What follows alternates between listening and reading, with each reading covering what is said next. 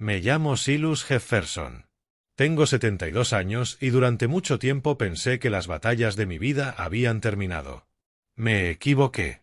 El esposo de mi hija pensó que yo solo era un viejo cansado y un blanco fácil, que los ahorros de toda mi vida eran suyos para tomar. Entró sigilosamente en mi dormitorio mientras creía que yo dormía, buscando la llave de mi caja fuerte. Pero lo que encontró en mi mesita de noche no solo lo detuvo. Le destrozó por completo el mundo. No llamé a la policía. En su lugar, le dejé caminar directo hacia una trampa que había tardado 50 años en construirse. Una trampa no hecha con cerraduras ni alarmas, sino con historia y verdad. Antes de contarles cómo un par de viejas chapas militares y una fotografía descolorida destruyeron a un hombre avaro, quiero saber hasta dónde ha llegado mi historia. Dime en los comentarios desde dónde me estás escuchando. Y por favor, dale like y suscríbete si crees que las personas más silenciosas suelen tener las historias más poderosas.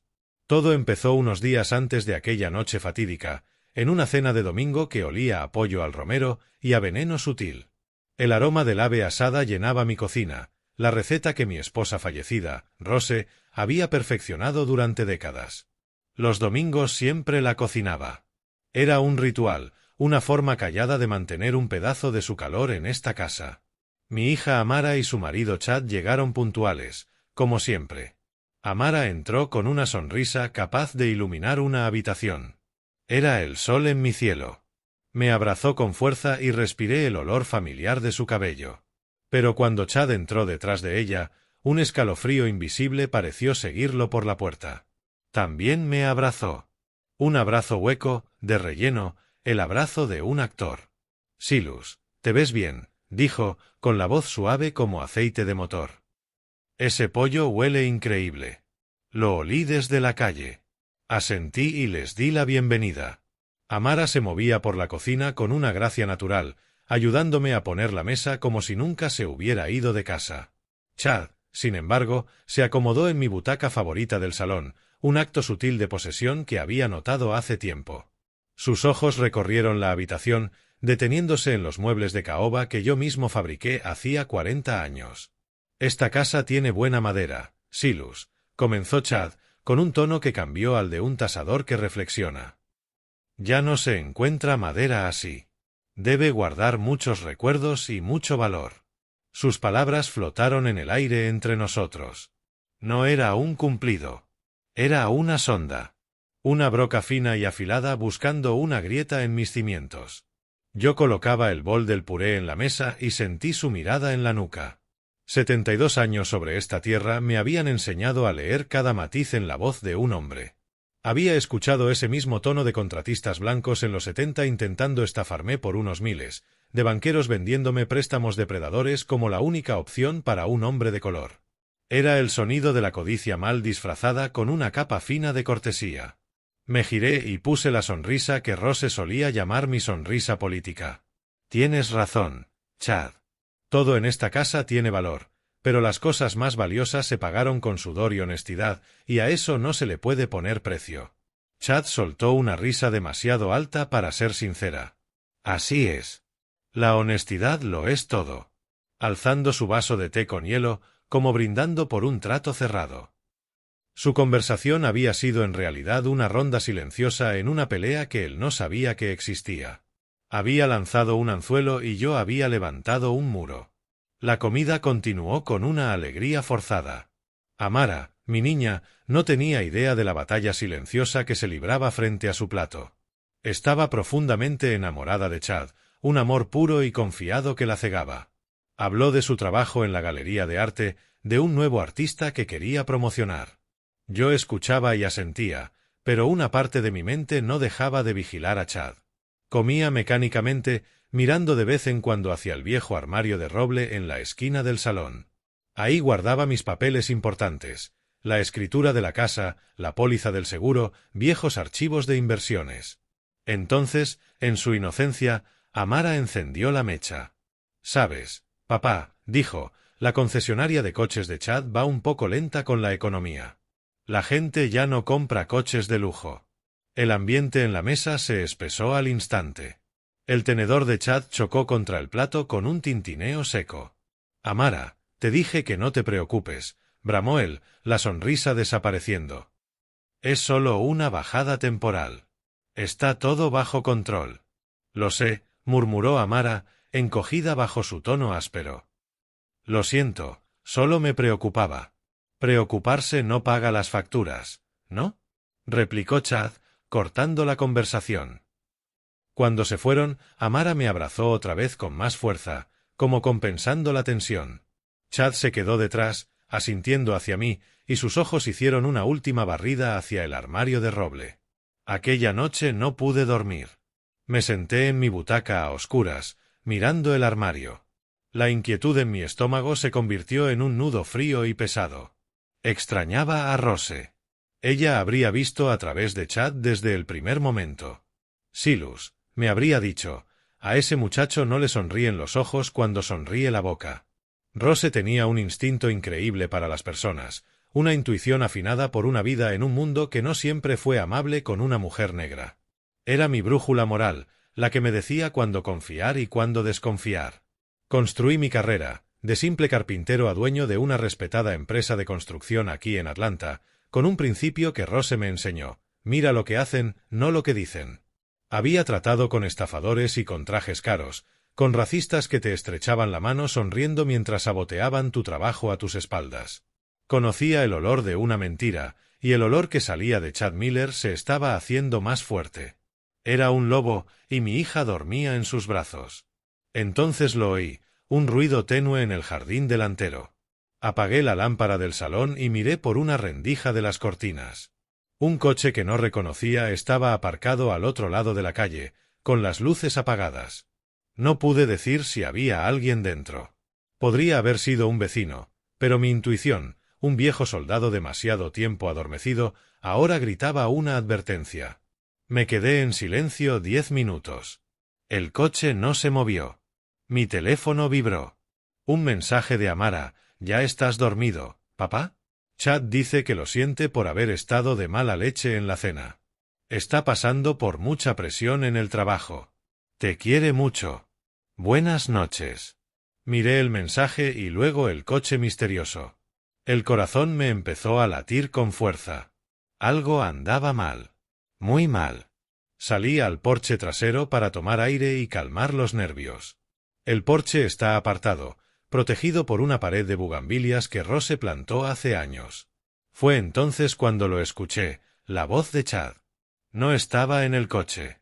Estaba en el jardín de mi vecino, escondido en las sombras de un gran roble, hablando por teléfono en voz baja y urgente. Estaba lo bastante cerca para que yo oyera cada palabra. Lo sé.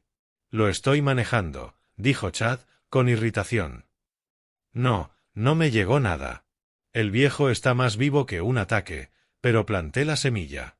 Hizo una pausa para escuchar al otro lado. Sé que se nos acaba el tiempo, continuó, bajando aún más la voz. Mira, tengo un plan. El viejo seguro tiene una caja fuerte o algo. Su generación siempre la tiene. Solo necesito encontrar la llave. Estará bien. Dame unos días más. Un bloque de hielo se formó en mi pecho. Cada duda, cada vaga premonición quedaba confirmada. No solo era codicia. Estaba conspirando. Y no estaba solo, dijo Nos. Retrocedí hasta entrar en la casa lo más sigilosamente que pude. El corazón me retumbaba en las costillas. La traición tenía un sabor amargo en la boca. Pero bajo el dolor surgió otro sentimiento. Uno que no había sentido en mucho tiempo. El enfoque frío y sereno de un hombre preparándose para la pelea. Chad había cometido un error fatal. Me había subestimado. Veía a un anciano de 72 años. No veía a Silus Jefferson, el ingeniero que sobrevivió a los sitios de construcción más brutales, el hombre que se enfrentó a individuos mucho más peligrosos que él. La grieta en mis cimientos se había convertido en un abismo. Y supe exactamente lo que debía hacer. No lo iba a confrontar. No iba a dejar que supiera que yo sabía. Le construiría una trampa. Una trampa diseñada con la precisión de un plano de ingeniería. Y cuando entrara en ella, no saldría. El juego había comenzado. Tras cerrar la puerta corredera de cristal, el sonido de la noche quedó fuera, pero el eco de las palabras de Chad rebotaba en las paredes silenciosas de mi casa. Mi primer instinto fue la rabia caliente e inmediata de un padre cuyo hijo está en peligro. Quería salir a confrontarlo en la oscuridad, ver el miedo en sus ojos al darse cuenta de que lo habían descubierto. Mis manos se apretaron en puños, los nudillos blancos. Podía imaginar la escena, sus patéticas negaciones, sus mentiras desesperadas. Pero la cara de Amara apareció en mi mente, su sonrisa confiada, su absoluta fe en el hombre que se había casado. Si confrontaba a Chad ahora, ¿qué pasaría? Él mentiría. Torcería mis palabras. Me pintaría como un viejo confundido que oyó mal en la oscuridad. Diría que yo intentaba separarlos por celos o soledad. Sería su palabra contra la mía. Y en esa batalla, el corazón de mi hija sería la única baja. Ella quedaría desgarrada, obligada a elegir, y el veneno de la duda lo arruinaría todo. No iba a permitir que eso sucediera. No dejaría que la convirtiera en víctima de su guerra. La ira empezó a enfriarse, sustituida por una resolución más fría, más pesada y mucho más peligrosa. Me hundí en mi butaca, la misma en la que Chad se había sentado horas antes, y empecé a pensar. Ya no pensaba como un padre desconsolado. Pensaba como el hombre que había sido, el ingeniero que diseñaba cimientos para que resistieran terremotos, el empresario que navegó el mundo traicionero de la construcción en el sur profundo, un mundo donde el apretón de manos de un hombre negro nunca bastaba y un contrato tenía que ser tan sólido como el acero. En ese mundo aprendí que no se gana gritando más fuerte. Se gana siendo más listo. Se gana anticipando los movimientos del oponente, conociendo sus debilidades, construyendo un caso tan hermético que cuando él se diera cuenta de que estaba atrapado, la puerta ya estaría cerrada tras él. Rose siempre decía, no luches con un cerdo. Los dos se ensucian y al cerdo le gusta. Chad era un cerdo. Quería una pelea sucia y emocional, prosperaría en el caos de acusaciones y negaciones. No le daría esa satisfacción. No. Haría algo totalmente distinto. Le construiría un escenario. Escribiría el guión. Le daría los accesorios. Y le dejaría que, con su propia codicia y arrogancia, representara su caída para que el mundo la viera. Quería la llave de mi caja fuerte. Está bien. Yo lo llevaría directamente hasta ella. Le haría creer que estaba ganando. Le dejaría pensar que yo era el anciano tonto que él tan claramente veía. Y cuando se sintiera más triunfante, cuando su victoria pareciera segura, el suelo se abriría bajo sus pies. Sería una demolición silenciosa, precisa y absoluta. A la mañana siguiente me desperté con un propósito que no había sentido en años. El sol entraba por la ventana, pero la luz dentro de mí era fría y diáfana. El plan que había formado en la oscuridad ahora me parecía el único camino posible. Era hora de poner el cebo. Esperé hasta media mañana, una hora que sabía que Amara estaría en la galería y que Chad estaría entre citas en la concesionaria. Necesitaba que ambos estuvieran un poco distraídos, un poco con prisa. Haría mi actuación más creíble. Tomé el teléfono y respiré hondo. Practiqué en la cabeza, dejé que un ligero temblor asomara en mi voz, añadí una capa de vulnerabilidad cansada que sería música para los oídos de un depredador. Ya no era Silas Jefferson, el ingeniero. Ahora era Silas Jefferson, el padre preocupado, un poco despistado, que necesitaba ayuda. Marqué el número de Amara. Contestó al segundo tono, su voz brillante y alegre. Hola, papá. ¿Todo bien? Amara, cielo, soy yo. Empecé con la voz algo áspera, un poco vacilante. Perdona que te moleste en el trabajo. Nunca eres una molestia, papá. ¿Qué pasa? Suenas cansado. Era tan fácil que ella mostrara preocupación, tan natural. La idea de lo que iba a hacer en su mundo me dolía el alma, pero era un dolor necesario. Un corte de cirujano para extirpar un cáncer. Oh, estoy bien, cariño. Solo cosas de viejo, ya sabes. Solté un suspiro largo y cansado, un sonido que había perfeccionado con los años para terminar llamadas aburridas. Ahora era una herramienta. ¿Supiste lo de Harold, mi viejo amigo del club de pesca? Murió la semana pasada. Ay, papá. Sí. Lo siento mucho. Sé que eran muy amigos, dijo ella, la voz suave con simpatía. Sí, lo éramos. Y su muerte me hizo pensar en, ya sabes, dejé la frase en el aire para que ella completara lo que quería oír, en ordenar mis papeles, asegurar que todo quede en regla para ustedes. Papá, no hables así, dijo ella de inmediato, con un tono de pánico leve. Es solo la vida, cariño. Es práctico. La mayoría de mis documentos importantes, el testamento, el seguro, los títulos de acciones, estaban en aquella caja de seguridad en el Banco Central del Centro. Y, siendo honesto, hacía tanto que no miraba dentro que ni siquiera recordaba todo lo que había en ella. Dejé que una nota de confusión fingida se filtrara en mi voz. Mi memoria no era la de antes. Está bien, papá. Podemos hacer una lista juntos, ofreció. Era mi momento. Por eso llamaba, nena. Hice que mi voz sonara vacilante. No me siento muy seguro de moverme solo últimamente. Ir al centro, aparcar, me resulta demasiado. Me preguntaba si tú y Chad podrían llevarme al banco alguna vez la próxima semana. Me sentiría mucho mejor viendo todo con mis propios ojos, comprobar que está todo en su sitio. Claro, papá. Por supuesto. Podemos cuando quieras. Chad está aquí conmigo ahora, estamos comiendo algo rápido. Te pongo en altavoz. Oí el torpe manejo del teléfono y después la voz de Amara, ahora más lejos. La voz de Chad, empapada en una preocupación espesa y pegajosa que me revolvió el estómago, apareció en la línea. Señor Jefferson, ¿está todo bien? Dijo. Estoy bien, Chad. Gracias por preguntar, respondí, manteniendo la voz frágil. Solo un viejo queriendo poner sus asuntos en orden. Es una decisión muy sensata, señor Jefferson.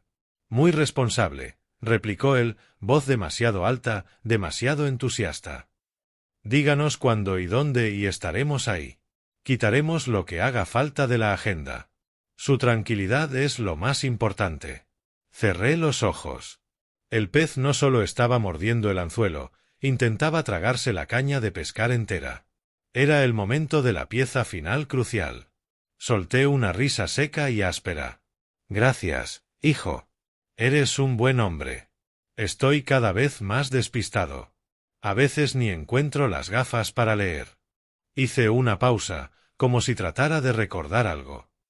Menos mal que guardo la única llave de esa caja en un lugar seguro. Siempre está en el cajón de la mesita de noche, al lado de las pastillas del corazón. Si perdiera esa llave, no sé qué haría. Probablemente tendría que llamar al presidente para que me la abrieran. Lo dije en broma, un momento de genuina vulnerabilidad relacionada con la edad. Fue el detalle que hizo perfecta la mentira. Le di un blanco, una ubicación, un plan. El silencio al otro lado duró apenas un segundo, pero en ese segundo pude casi escuchar los engranajes en la cabeza de Chad. Luego su voz volvió, lisa como siempre. No se preocupe por eso, señor Jefferson. Nos aseguraremos de que usted y esa llave lleguen al banco a salvo. Cuente con nosotros. Le llamaremos este fin de semana para fijar el día. Gracias a los dos, dije con la voz enronquecida por la emoción fingida. Me han quitado un gran peso de encima. Colgamos. Me quedé en la cocina en silencio con el auricular frío en la mano. No había alegría en lo que hacía. No había satisfacción en saber lo fácil que había sido montar la trampa. Solo una tristeza profunda. Tristeza por mi hija, que había entregado su corazón a un hombre que veía a su padre como una caja cerrada que había que abrir. Y una certeza fría y heladora, él vendría a por la llave. No podría resistirlo, y yo estaría listo. El primer movimiento del juego estaba completo. Ahora solo quedaba esperar el suyo. Mientras la voz demasiado alegre de Chad aún resonaba en mi cabeza, un pensamiento nuevo, afilado y preciso, cortó mi mente. Ya había confirmado su intención. Ahora necesitaba confirmar su ignorancia. Tenía que saber si era un ladrón cualquiera o si aquello iba más profundo, un eco generacional de una traición que yo creía enterrada hacía medio siglo. Era hora de una prueba más, una sonda final en la oscuridad de la historia de su familia. ¿Sabes, Chad? Dije, mi voz tomando un tono melancólico y distante, me recuerda a alguien. Otro joven de Atlanta, lleno de fuego y ambición. «Ah, sí. ¿Quién es ese, Silus?», preguntó él, la cortesía en la voz apenas ocultando su impaciencia por colgar y ponerse manos a la obra.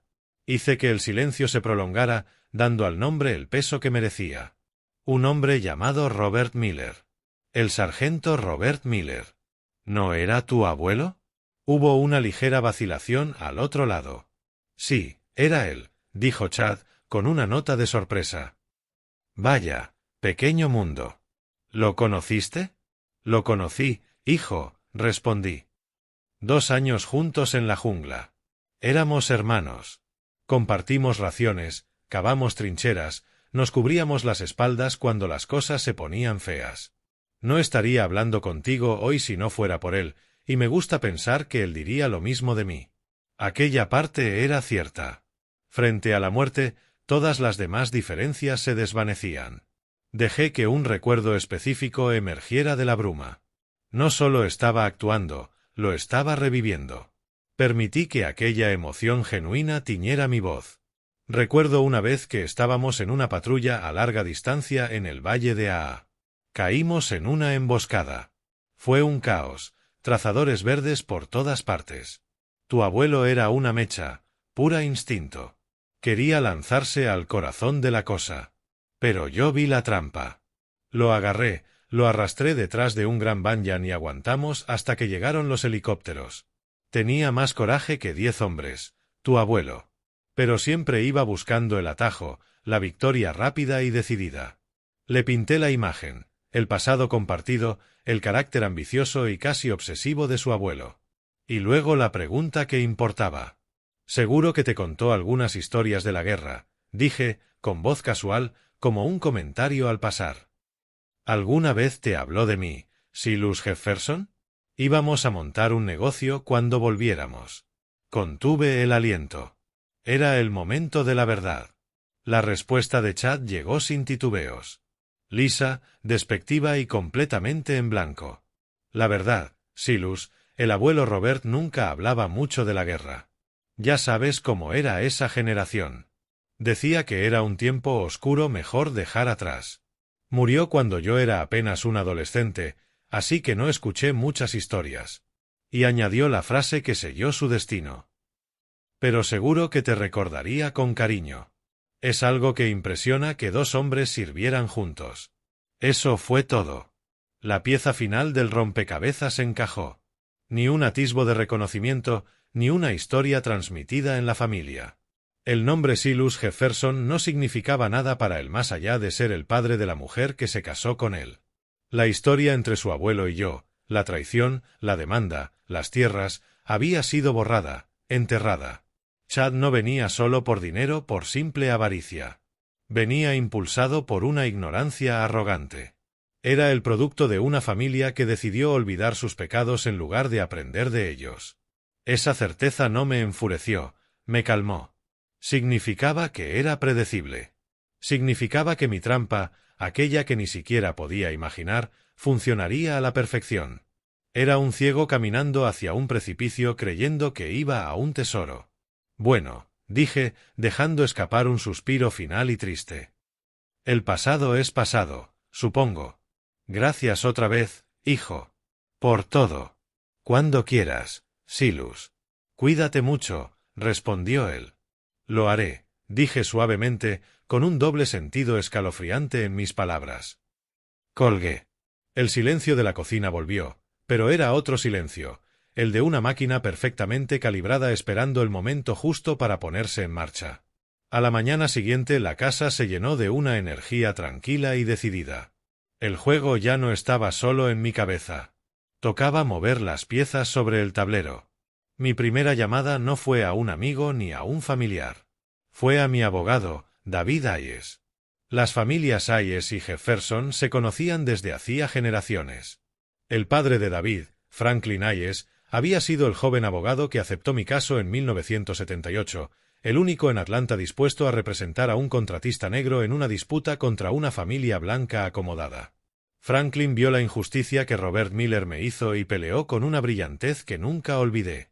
Su hijo David, Con la mente de su padre y un temperamento más sosegado, llevaba ahora mis asuntos.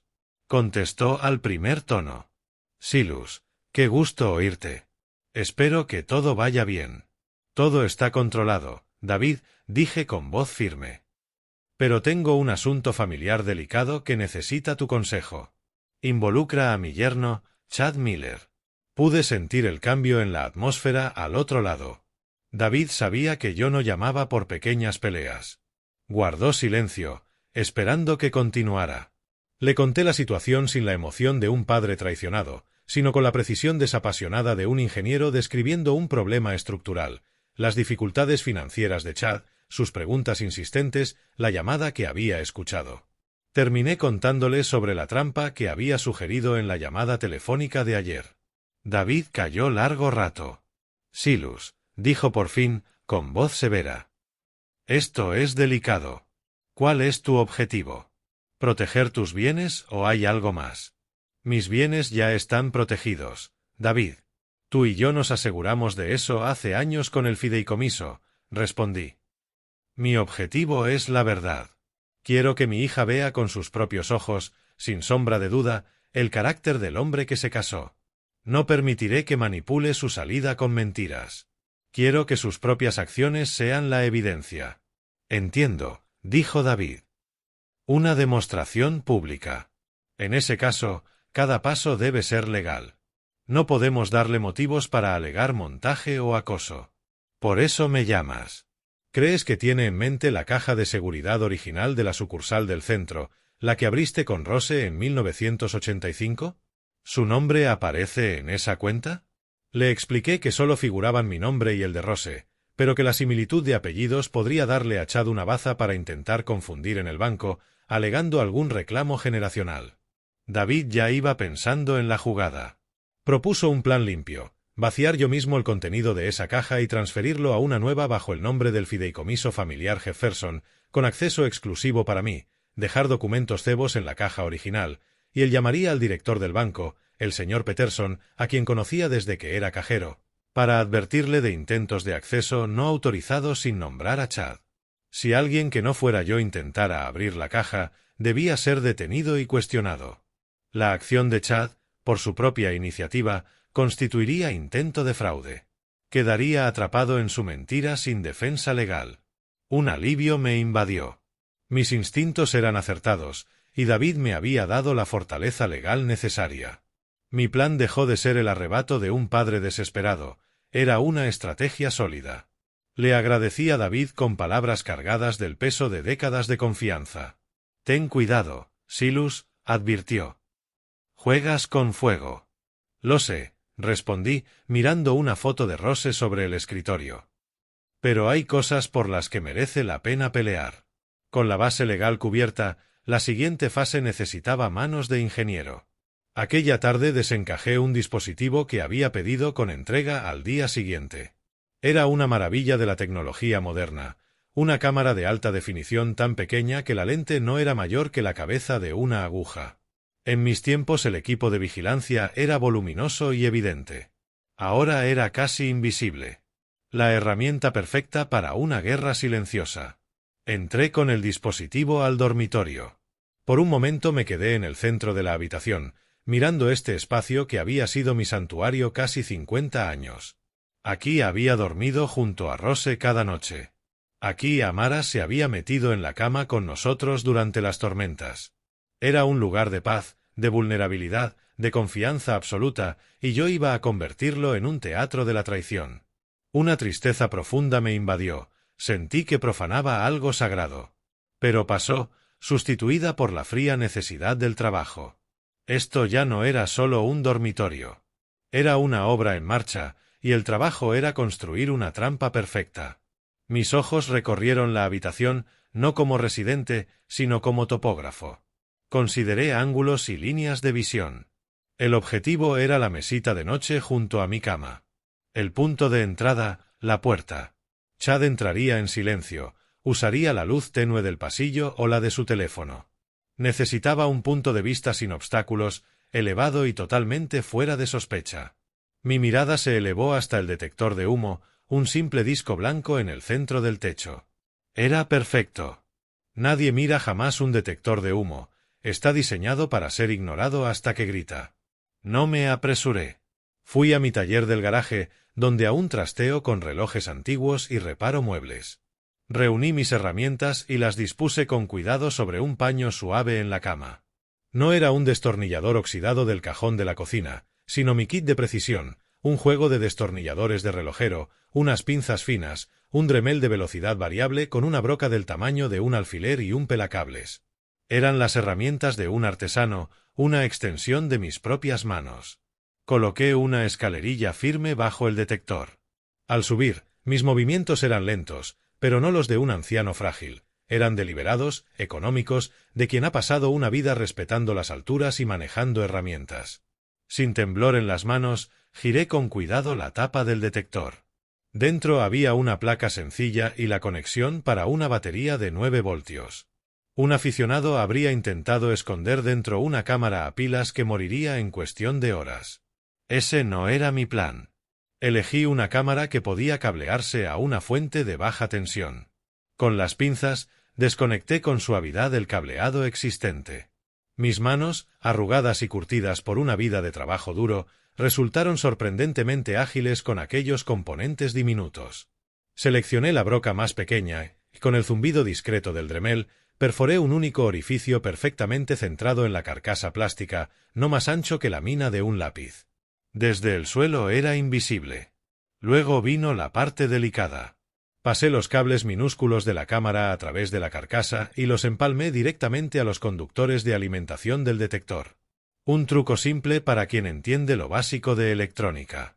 La cámara tendría ahora una fuente de energía constante e ininterrumpida. No se quedaría sin pilas. Sería un ojo silencioso e insomne, observando y aguardando todo el tiempo que hiciera falta. Encajé la diminuta lente en el orificio que había perforado. Quedó al ras del plástico, indistinguible de una pequeña imperfección del molde. Antes de cerrarlo, saqué el teléfono y lo sincronicé con la transmisión segura y cifrada de la cámara. La pantalla cobró vida mostrándome mi propio cuarto desde una vista de ojo de Dios. La imagen era nítida. Podía ver el veteado de la madera de mi mesilla, el título del libro que descansaba sobre ella, hasta el tejido del edredón. Bajé de la escalera y recorrí el trayecto que Chad daría desde la puerta hasta la mesita. Me observé en la pantalla. No había puntos ciegos. El ángulo era perfecto. Lo captaría todo.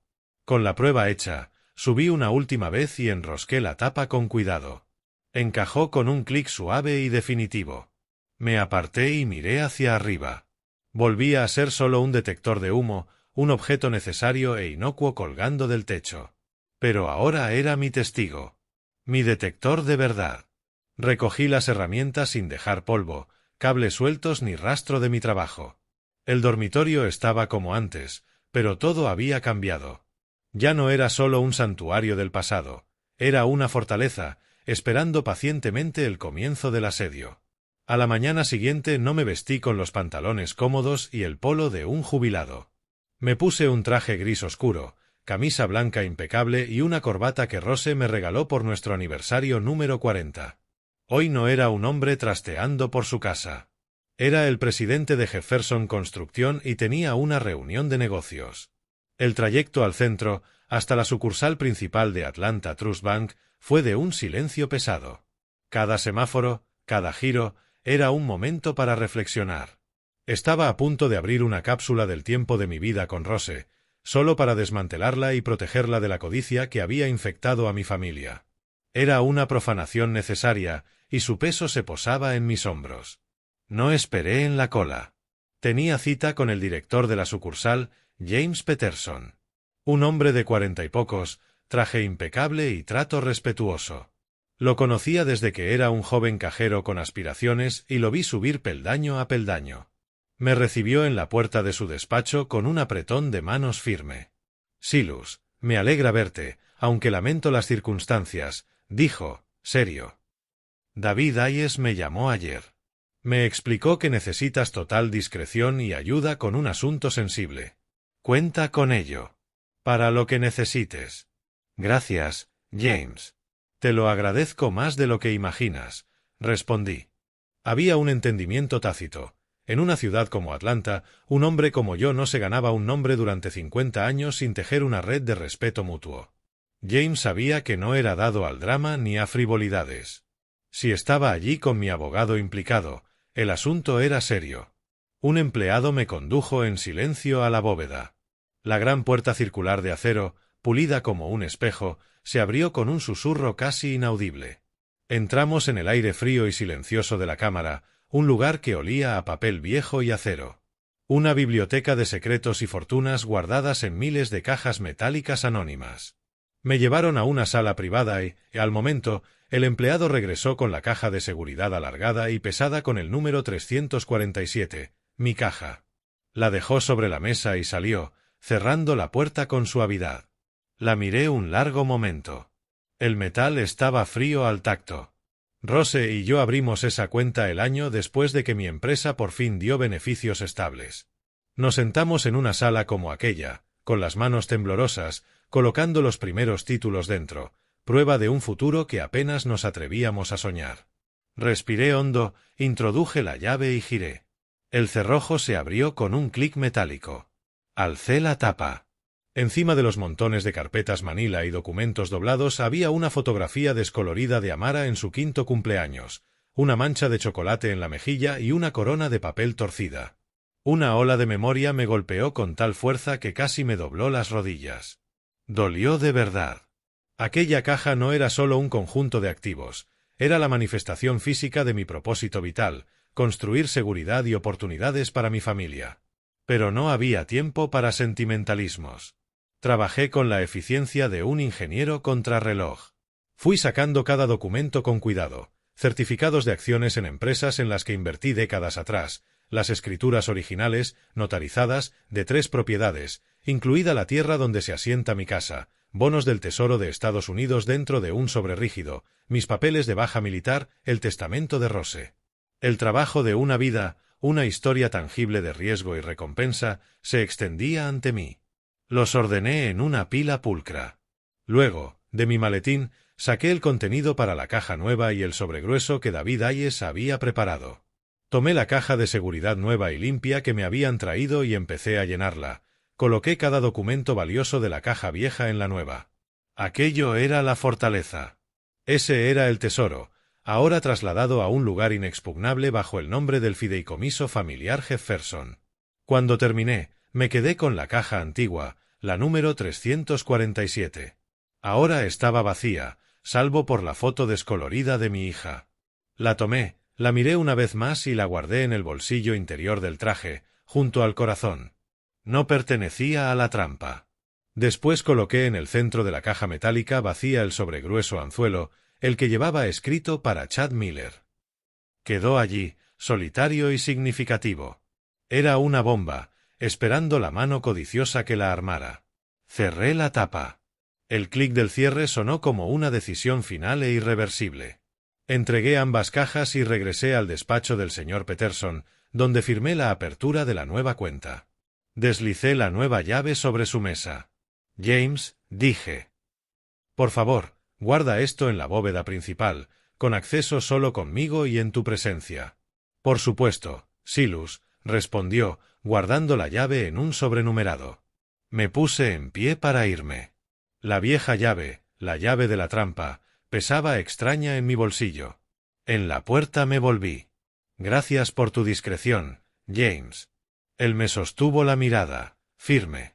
Has sido un pilar de esta comunidad durante 50 años, Silus. Cuidamos de los nuestros. Al salir al sol brillante de Atlanta no sentí alivio.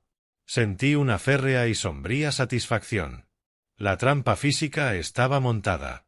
El cebo, colocado. El testigo silencioso en mi dormitorio, observando. Ahora empezaba la espera. Trabajé en el frío y aséptico silencio de la sala. La fortaleza que construía tomaba su forma final. Con el verdadero legado de mi vida protegido en una nueva bóveda intocable, mi atención volvió a la vieja caja 347. Allí estaba sobre la mesa, vacía, hueca, una carcasa metálica esperando un propósito venenoso. Del maletín de cuero saqué un sobremanila grueso, no era el que preparó David Hayes. Este lo había preparado yo, un toque personal para el desenlace. De una carpeta aparte extraje los documentos. No eran los originales, papel amarillento y tinta desvaída que jamás arriesgaría. Eran copias nítidas de calidad jurídica, tinta negra tajante sobre blanco pulcro. Los dispuse sobre el metal frío, una cronología de la traición impresa en monocromo. El primer documento, una copia de la escritura de 1975. Los nombres al pie, clarísimos, Silas T. Jefferson, Robert L. Miller. Ver su nombre junto al mío, después de tantos años, dejó un eco frío. 2 soldados, 2 hermanos, 2 socios, cuyo vínculo se disolvió en el ácido universal de la codicia. El segundo documento, la sentencia de 1978. Página tras página de lenguaje legal que se reducía a un hecho simple y brutal. Robert Miller cometió fraude al intentar apartarme del trato, y como resultado, el tribunal me otorgó la propiedad única e indiscutible del terreno. La historia de una victoria que siempre me supo a cicatriz. Aquellos papeles eran los hechos, la historia. Pero les faltaba alma. La pieza final debía ser personal. Del bolsillo interior del saco saqué una hoja de papel berjurado color crema y mi vieja pluma estilográfica, la que me regaló Rose cuando abrí el despacho. La pluma se sentía fresca y familiar en la mano. El plumín, gastado a la perfección, se deslizaba con un raspado suave que era el único sonido en la sala. Mi letra era la de siempre, bloque limpio y preciso de ingeniero, cada trazo con intención. Escribí solo unas líneas. No hacía falta una carta larga para decir lo necesario. Elegí cada palabra con el cuidado de un artificiero colocando cargas. Al terminar, releí sin que mi rostro delatara nada.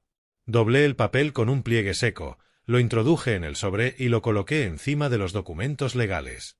Cerré la solapa, presionando con firmeza.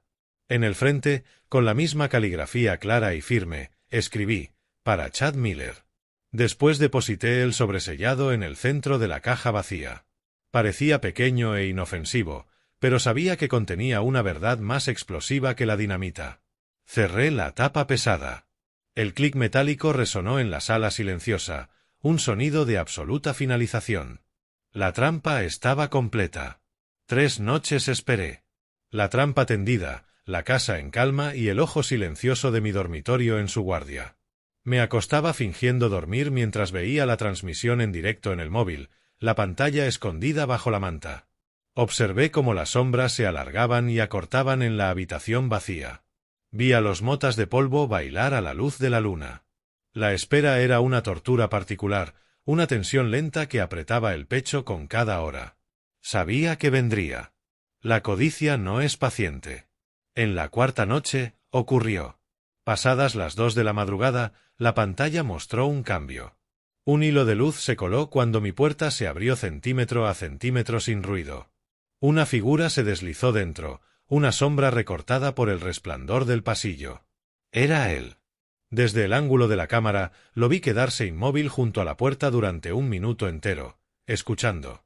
Podía imaginar el sonido de mi respiración lenta y constante, una actuación de sueño que había ensayado. Satisfecho, avanzó. No encendió linterna, usó el brillo mortecino de su propio teléfono para orientarse. Las sombras bailaban en su rostro, iluminándolo desde abajo. La cámara, con su visión nocturna nítida, lo veía a la perfección, el velo de sudor en la frente, la mezcla de miedo y determinación en los ojos. Se movía con sigilo de ladrón, sin hacer sonar la tarima vieja. Alcanzó la mesilla, mi mesilla, la que construí con Rose el primer año de casados. La cámara registró la leve vacilación de su mano al coger el tirador. Echó una mirada nerviosa al bulto grande en la cama donde creía que yo dormía, plácido e inconsciente. Luego, con lentitud infinita, abrió el cajón. La madera vieja gimió suavemente, un sonido que, en el silencio muerto de la habitación, le debió de parecer un grito. Se quedó helado, esperando, pero yo no me moví. La cámara tenía un ángulo perfecto del interior. Inclinó su móvil para ver y sus ojos se clavaron de inmediato en los 2 objetos allí dentro, la llave brillante de la caja de seguridad y a su lado, el metal opaco y ajado de mis chapas militares. Metió la mano, cerró los dedos sobre ambos y los alzó hacia la tenue luz. La claridad era tal que podía ver el reflejo de la pantalla de su teléfono en la superficie de la llave. Y llegó el momento que esperaba. Miró las chapas. Observé su cara, la del hombre que se casó con mi única hija, mientras procesaba lo que veía. Frunció el ceño al leer el primer nombre, Silas T. Jefferson. Luego sus ojos saltaron a la segunda placa, la que había colocado justo bajo la mía. La cámara captó el instante exacto en que la información cuajó. Se le abrieron los ojos. La mandíbula se le aflojó. La codicia segura de su rostro se deshizo en una máscara de puro desconcierto. Murmuró el nombre, una palabra muda en la pantalla, Robert L. Miller. Se quedó mirando las chapas una eternidad. Miró del nombre grabado al bulto en la cama y de vuelta al nombre. Un plan simple, robar al viejo, acababa de chocar con un pedazo imposible de historia. La cámara no podía grabar sus pensamientos, pero su cara contaba la historia, una tormenta de emociones en pugna. La codicia que lo trajo hasta allí combatía ahora contra una marea de confusión. Aquello no debía ser complicado. Por un momento creí que daría marcha atrás. Vi la duda, el miedo. Sostenía una pieza de un rompecabezas que ni sabía que existía, y aquello lo descolocó. Pero entonces vi el cambio. Su expresión se endureció, la mandíbula se tensó. La confusión fue reprimida por el impulso más primario que lo había guiado desde el principio. Ganó la codicia. Tomó una decisión. Volvió a dejar las chapas en el cajón abierto. El pasado era un misterio que no podía resolver y no tenía tiempo. Pero la llave era el futuro. Era tangible. Era la respuesta a sus problemas. Cerró los dedos alrededor de ella y se la guardó en el bolsillo. Cerró el cajón, lanzó una última mirada larga a mi cama y, tan silencioso como había entrado, salió del cuarto y cerró la puerta tras de sí.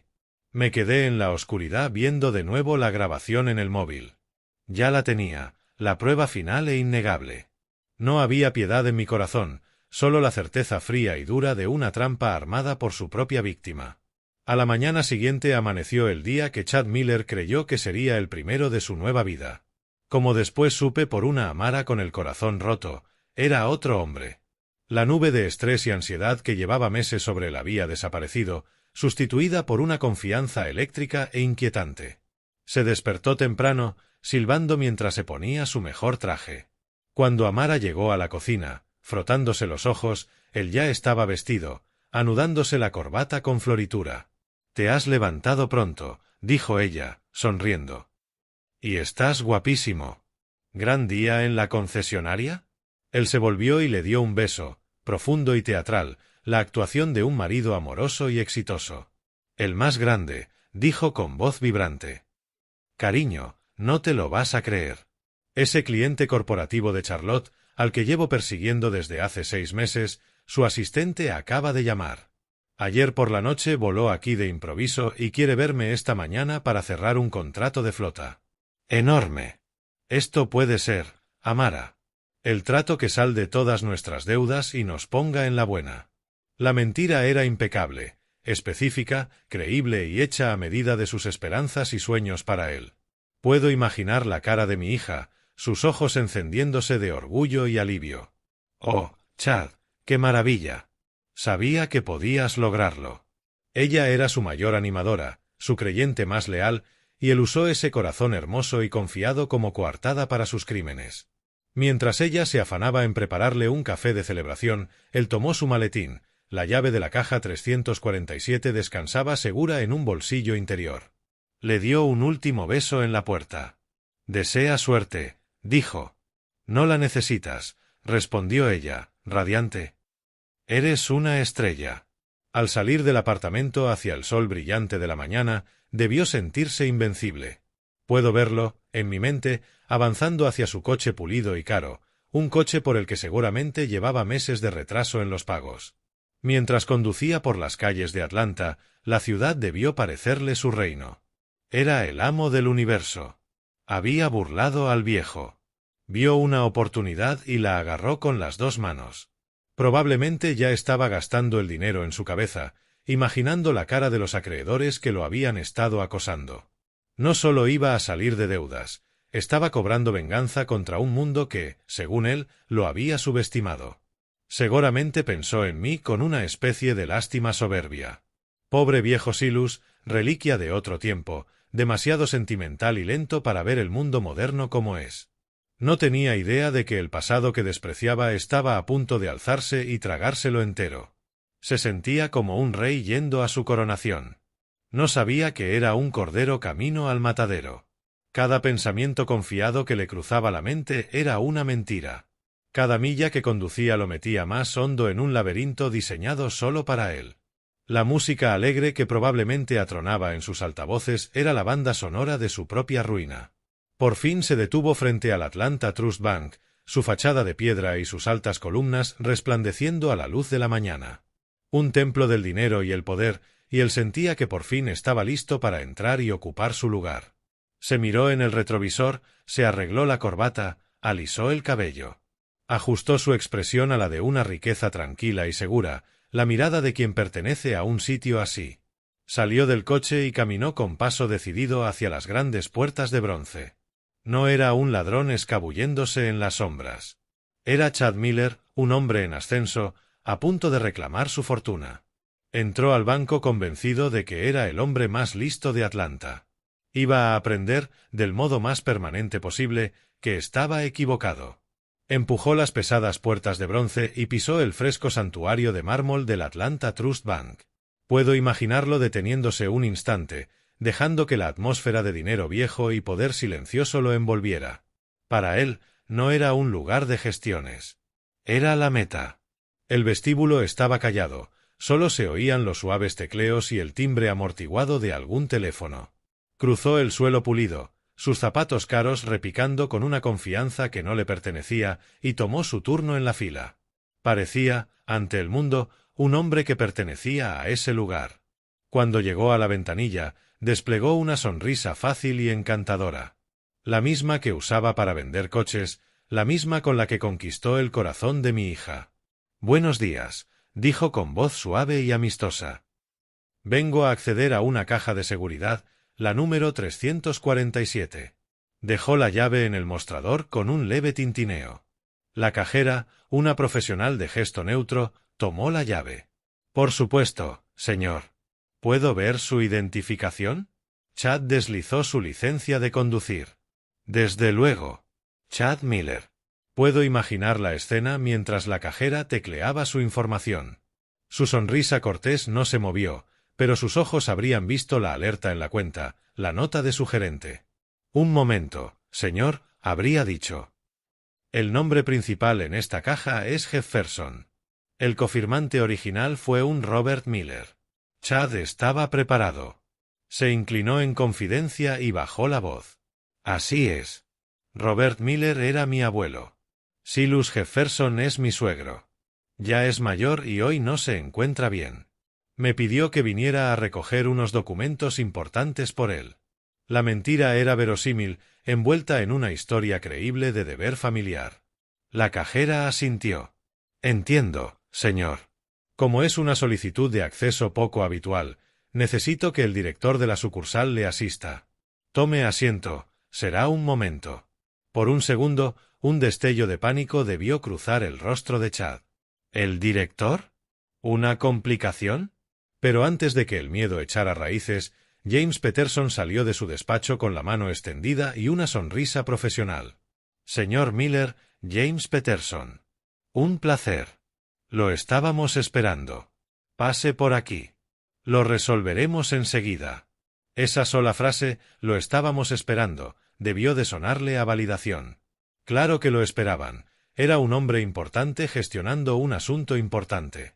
El miedo se esfumó, sustituido por un nuevo arrebato de arrogancia. Siguió al señor Peterson con paso seguro. Le estaban dando trato VIP. Cruzaron el vestíbulo, sus pisadas resonando en el espacio de techos altos. Atravesaron una pesada verja de hierro forjado y se plantaron ante la bóveda. La puerta era una maravilla, un pie de acero pulido e intrincados mecanismos. Para Chad, era la puerta de sus sueños.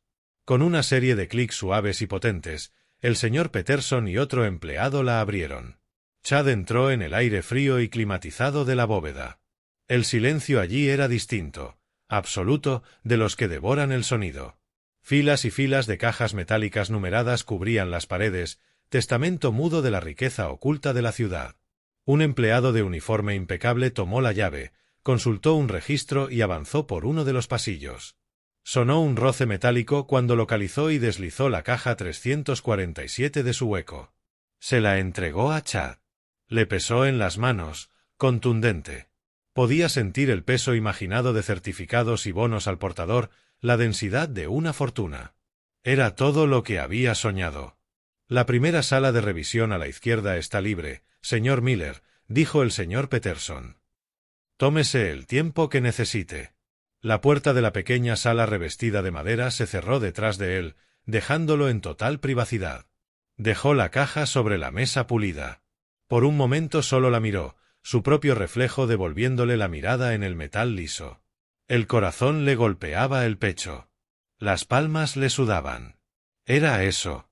La culminación de sus planes, la solución a todos sus problemas, el inicio de su vida real. Inspiró hondo, con el sabor de la victoria. Sacó la llave del bolsillo. Le tembló un poco la mano al introducirla en la cerradura. Entró con una precisión suave y satisfactoria. Aferró la cabeza de la llave, los nudillos blancos. Todo lo que quería en el mundo estaba a un solo giro. Echó un último vistazo en la sala silenciosa, con una media sonrisa triunfal. Y entonces giró la llave. Un clic fuerte y definitivo resonó en la estancia, un sonido que selló su destino. Con el giro dado, la última barrera desapareció. Lo veo ahí, con la sonrisa extendiéndose. Era el momento. Alzó la pesada tapa de acero, los ojos muy abiertos, listo para darse un festín con el tesoro que solucionaría su vida. Y la sonrisa se desvaneció. La cara se le vino abajo, la confianza se le escurrió como agua por un colador. La caja estaba vacía. Vacía de un modo cavernoso, insultante. No había fajos de efectivo, ni sobres gruesos de bonos, ni certificados de acciones. Solo vio, en el centro del metal frío y desnudo, un simple sobremanila. Por un instante se quedó mirando, con la mente negándose a procesar la escena. ¿Era una broma? ¿Una prueba? ¿Dónde estaba el dinero? La confusión se cuajó rápido en una ira caliente y frustrada. Arrancó el sobre de la caja, ya con movimientos bruscos e impacientes. Tal vez ahí estaba todo. Tal vez contenía números de cuentas, la escritura de alguna propiedad oculta, la verdadera llave. Lo abrió de un tirón salvaje, sin molestarse con la solapa. Unas cuantas hojas cayeron sobre la mesa. Tomó la primera. Era una copia de la escritura de 1975. Sus ojos encontraron el nombre de su abuelo, Robert Miller, junto al mío. Frunció el ceño, negó con la cabeza. ¿Qué era eso? ¿Un pedazo inútil de historia? ¿Dónde estaba la fortuna? La apartó y tomó el siguiente documento. Este era distinto, una sentencia judicial densa de texto legal. Sus ojos saltaron por la página y tropezaron con palabras que le helaron la sangre: falsa representación fraudulenta, incumplimiento contractual, y luego la frase devastadora: la propiedad objeto de disputa se adjudica en propiedad exclusiva al demandante, el señor Silas T. Jefferson. El horror empezó a dibujarse en su cara. No entendía aún la historia completa, pero entendía que acababa de tropezar con algo mucho más complejo y peligroso que un simple robo. Entonces vio el último elemento, una sola hoja de papel verjurado color crema. La tomó con la mano ligeramente trémula. Leyó las pocas líneas que había escrito para él, palabras elegidas con un cuidado quirúrgico. ¿Buscando tu herencia, hijo? Estás robando al hombre equivocado y buscando en el lugar equivocado. La fortuna de tu abuelo se perdió el día que intentó robar la mía. La transformación fue total. La poca coloración que le quedaba desapareció, dejándole el rostro cetrino y enfermo. El documento se le escurrió de los dedos entumecidos y se desparramó sobre la mesa. Un sonido ahogado se le escapó de la garganta. Tropezó hacia atrás y cayó en la silla. Todo se le vino encima en un instante terrible. No había dinero. Nunca lo habría. No solo había fallado, lo habían atraído a una trampa. Una trampa que llevaba esperando por él, por su apellido, por su codicia, durante medio siglo. No era un ladrón maestro a punto de la victoria. Era solo el último necio de una larga saga familiar. Y justo cuando esa realidad demoledora se asentaba, la puerta de la sala se abrió sin llamar. El señor Peterson se plantó en el umbral. Ya no sonreía. Su rostro era una máscara de autoridad profesional. Detrás de él, flanqueando la puerta, 2 guardias uniformados. La voz de Peterson fue calma, pero cortante como hielo. Señor Miller, hay una irregularidad grave en su intento de acceder a esta cuenta. Me temo que tendrá que acompañarnos. Aquella tarde, mi salón, normalmente un lugar de calidez y consuelo, se sentía tan frío y estéril como la bóveda del banco. El aire estaba denso de palabras no dichas, de una tensión tan profunda que costaba respirar. Los había llamado 1 hora antes. Mi voz, por teléfono, fue serena, medida e inamovible. Amara, dije, necesito que tú y Chad vengáis a la casa de inmediato. Tenemos que tratar un asunto serio de familia. No di explicaciones y me negué a responder a sus preguntas desesperadas. Cuando llegaron, el contraste entre ambos fue devastador. Mi hija entró primero, el rostro marcado por la preocupación y la confusión. Sus ojos iban de mí, sentado calmado en mi butaca, a su marido. «Papá, ¿qué pasa?», preguntó, con un leve temblor. Chad me dijo que hubo un malentendido terrible en el banco. «Está destrozado. Por favor, sea lo que sea, ¿podemos hablarlo?». Intentaba hacer de mediadora, alisar una grieta que no podía imaginar que era un abismo. Chad entró detrás como un hombre llevado a su propia ejecución. Su chulería arrogante había desaparecido. Su traje caro parecía un disfraz sobre un maniquí roto. Tenía el rostro pálido, los hombros caídos. No podía mirarme. Tenía los ojos clavados en el suelo, como buscando un agujero que lo tragara. No dijo palabra. Se dejó caer en la silla más alejada, una cáscara hueca del hombre que por la mañana había entrado al banco con tanta confianza. Su silencio era su confesión. Dejé que ese silencio se estirara y los aplastara a ambos. Permití que las preguntas ansiosas de Amara quedaran suspendidas. Quería que sintieran todo el peso del momento antes del primer golpe.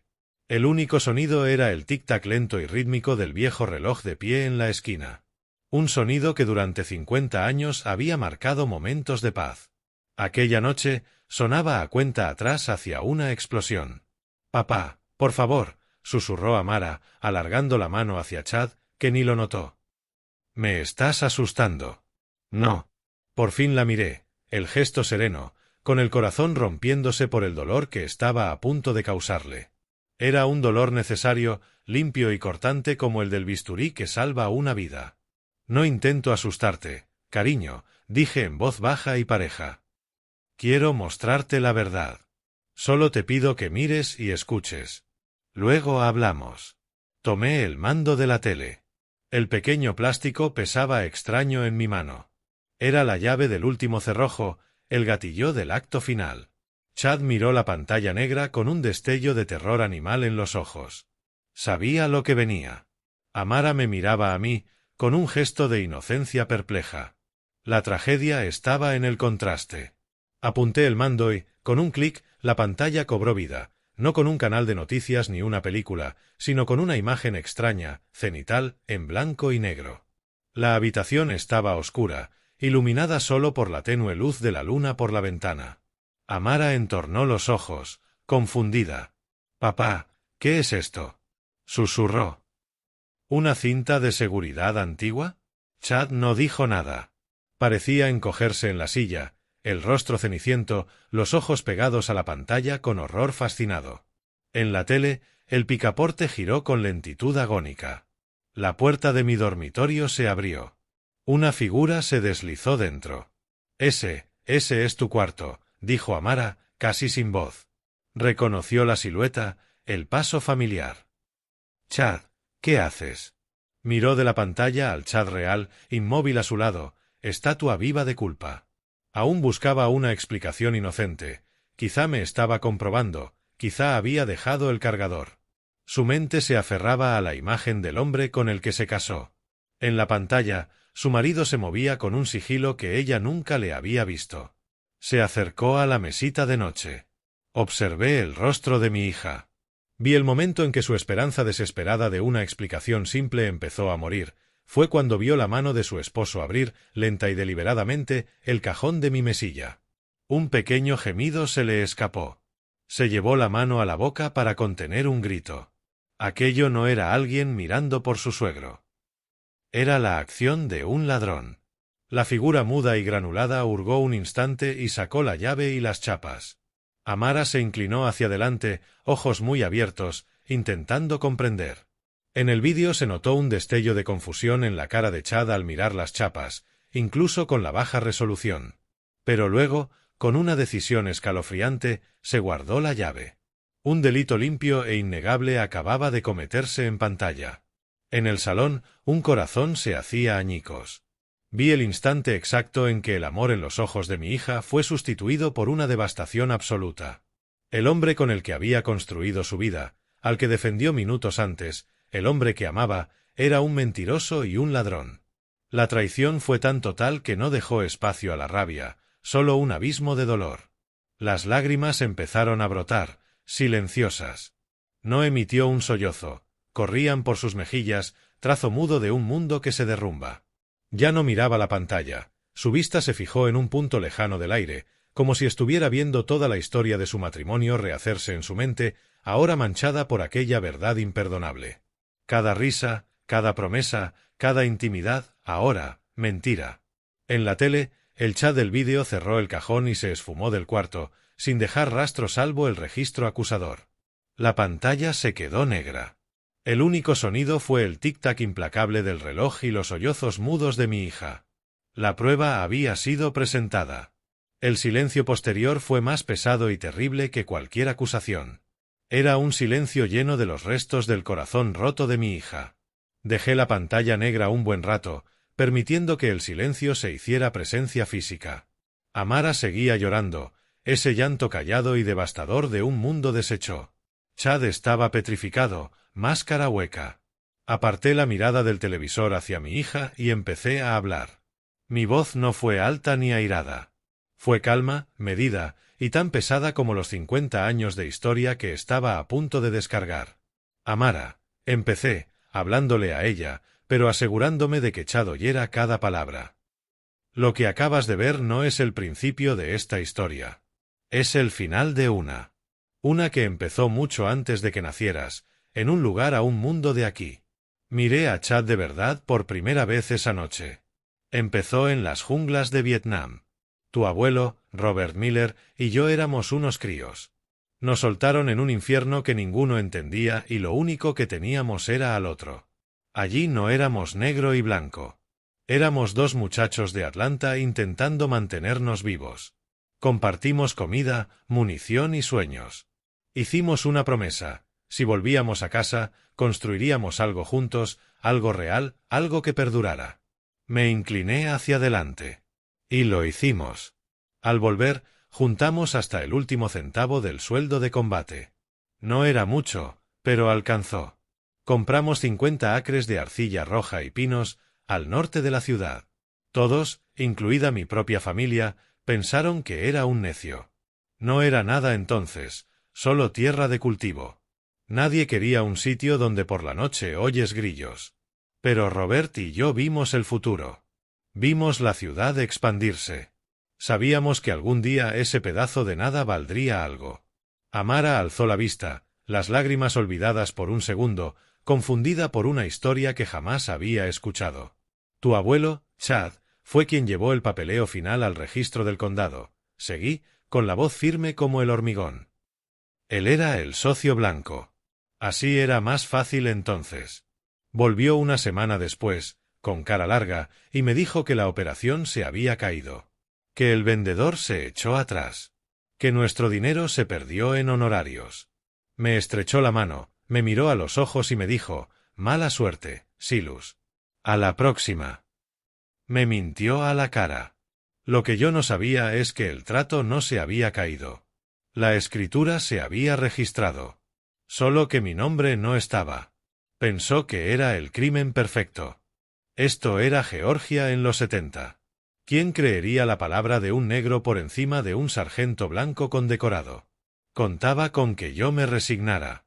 Contaba con que el mundo fuera tan feo e injusto como él. Se equivocó. Me subestimó. Y subestimó a un joven abogado brillante y valiente, Franklin Hayes, que creía que la ley debía ser ciega. Llevamos a tu abuelo a juicio. Fue una pelea larga y sucia. Calumnió mi nombre. Hizo que sus amigos mintieran en el estrado. Pero nosotros teníamos algo que él no, la verdad. Teníamos mis recibos bancarios con mi mitad del pago. Teníamos cartas que me escribió desde Vietnam, cartas llenas de nuestros planes para ese terreno. Y al final, ganó la verdad. El tribunal dictó que Robert Miller cometió fraude. Le quitaron toda pretensión y me otorgaron la propiedad única e indiscutible de los 50 acres. Hice una pausa. Vi a Chad forcejeando por encajar las piezas, aún sin captar la escala. Y aquí, dije, bajando un punto la voz, está la parte que tu familia eligió olvidar. El secreto que lleva pudriendo el centro de los Miller 2 generaciones. Ese pedazo de tierra sin valor, esa arcilla roja y maleza de pinos que tu abuelo intentó robarme. ¿Sabes dónde está? Dejé la pregunta suspendida un latido antes de dar el golpe final. Es el tramo de 4 manzanas de Peachtree Road que va desde Phipps Plaza hasta Lenox Square. El suelo bajo esos rascacielos de vidrio y acero, bajo esas boutiques donde a tu esposa le gusta comprar, bajo el corazón mismo del bugead moderno. Esa era nuestra tierra. Tu abuelo no intentó robarme solo 50 acres de tierra, Chad. Intentó robar el futuro. Intentó robar uno de los terrenos más valiosos de todo el sur de Estados Unidos. El poco color que quedaba en la cara de Chad desapareció por completo. Amara soltó un gemido ahogado, la mano a la boca, esta vez de pura incredulidad. Su codicia y su prejuicio, concluí, con la voz como el tañido de una gran campana, le costaron todo a tu familia. Perdió la tierra. Quedó deshonrado. Y pasó el resto de su vida ahogándose en amargura y deudas, legando ese veneno de fracaso y resentimiento a su hijo y luego a ti.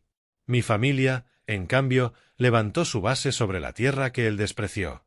Todo lo que tengo, Amara, esta casa, tu educación, el fideicomiso que te mantendrá segura el resto de tu vida, creció de ese pedazo de arcilla roja.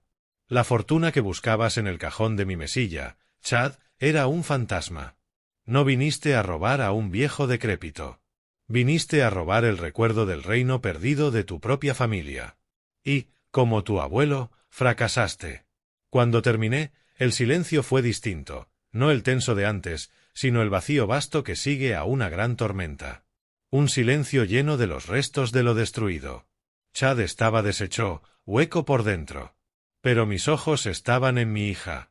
Las lágrimas silenciosas de Amara cesaron. Alzó la cabeza despacio, y la mirada que tenía no se la había visto nunca. La confusión rota se había ido. En su lugar había una comprensión fría, clara y devastadora. Le habían dado la respuesta a una pregunta que ni sabía que debía hacerse, y esa respuesta lo cambió todo. Miró al hombre a su lado, ya no como a su esposo, sino como a un desconocido, un fantasma que continuaba una patética herencia de codicia y fracaso. No gritó. No lo maldijo. Sus movimientos fueron lentos, deliberados, con una gracia que partía el alma. Miró su mano izquierda, el anillo de compromiso que antes fue su mayor alegría. Ahora era un símbolo de un gran engaño, un brillo falso. Con propósito silencioso, empezó a girar el anillo para sacarlo. Se atascó un segundo en el nudillo, una última resistencia inútil. Luego salió. No lo lanzó. No lo dejó caer. Lo adelantó y lo posó, con cuidado, sobre la madera pulida de la mesa de centro. En el silencio muerto de la sala, el sonido de ese pequeño metal y piedra tocando la madera fue tan alto y definitivo como un disparo, un clink suave. Un sonido que acabó un matrimonio. Un sonido que acabó una mentira. Entonces miró a Chad. Sus ojos no estaban llenos de odio, sino de una decepción insondable y triste, mucho más condenatoria. Cuando por fin habló, su voz no fue más que un susurro, pero llevaba el peso inamovible de su decisión. Creo que deberías irte, Chad. Eso fue todo. Sin acusaciones ni reproches, solo un despido tranquilo. En ese instante ya no era mi niña que necesitaba protección. Era una mujer. Una mujer tan fuerte como su abuela, tan fuerte como los cimientos de acero y concreto de esta casa. Me dolió el terrible precio que la llevó hasta allí, pero el orgullo me hinchó el pecho por la fuerza que encontró entre las ruinas. La verdad le costó la vida que creía tener, pero le devolvió lo único que las mentiras de Chad intentaron robarle, a sí misma. Chad alzó por fin la cabeza de entre las manos. Me miró, los ojos vacíos, esperando el golpe final. Esperaba que llamara a la policía, que dijera que presentaría cargos, que lo amenazara con la ruina que merecía. Esperaba un castigo que pudiera comprender. Decidí darle uno del que jamás podría escapar. Lo miré, este hombre quebrado, eco del fracaso de su abuelo, y hablé sin ira, con una claridad fría y final. No voy a llamar a la policía, Chad. El banco tramitará su denuncia de fraude como considere, pero no presentaré cargos por lo que hiciste en esta casa. Un destello, no esperanza, sino confusión, cruzó sus ojos. No confundas mi decisión con misericordia, proseguí. Un hombre como tú se apañaría en la cárcel. Lo tomarías como un reto, otro sistema que intentar burlar. Cumplirías tu tiempo y saldrías igual que hoy, lleno de la misma codicia vacía. Eso no es castigo. Es solo una pausa. No, tu condena es mucho más severa, tendrás que vivir con la verdad. Desde hoy hasta el día en que mueras tendrás que despertarte sabiendo exactamente quién eres. Que desciendes de un ladrón mezquino y prejuicioso que tiró una fortuna por la borda. Que tuviste la oportunidad de romper ese ciclo y, en cambio, repetiste su mismo error patético. Y, lo peor, que tuviste en tus manos el amor de una mujer buena y decente, mi hija, y lo arrojaste todo por nada, por un fantasma. Ese conocimiento será tu prisión. La verdad será tu compañero de celda. Y nunca te soltará. Bajé la voz casi a un susurro. Ahora, lárgate de mi casa. Chad salió de la casa y de nuestras vidas. Se convirtió en un fantasma, una historia que no volveríamos a contar. En los meses siguientes comenzó una sanación silenciosa. Las heridas ardientes de la traición fueron cicatrizando, sustituidas por un vínculo más fuerte y honesto entre mi hija y yo. Una tarde templada de otoño nos sentamos en el porche trasero, el que construí para que Rose viera a los colibríes. Amara dibujaba en un cuaderno, el gesto sereno y concentrado por primera vez en mucho tiempo. Se volcó en su trabajo en la galería. Su pasión, ahora, era fuente de fortaleza y no de fuga. Estoy comisariando una nueva exposición, dijo en voz baja, sin levantar la vista. La voy a llamar Cimientos, artistas cuyo trabajo explora sus historias ocultas. Hizo una pausa, luego me miró con los ojos claros y firmes. Creo que por fin estoy lista para explorar la mía. Sonreí de verdad. Tu madre estaría muy orgullosa de ti, Amara. Lo sé, dijo ella, con una sonrisa triste y hermosa. Siento que apenas ahora la estoy conociendo. Miré a mi hija y ya no vi a una víctima, sino a una superviviente. En sus ojos vi la fuerza inquebrantable de su abuela. El mayor tesoro que jamás poseí no estuvo encerrado en una bóveda del banco. Estaba aquí, conmigo, al sol de la tarde, en el jardín que plantó Rose, en la mujer extraordinaria que criamos.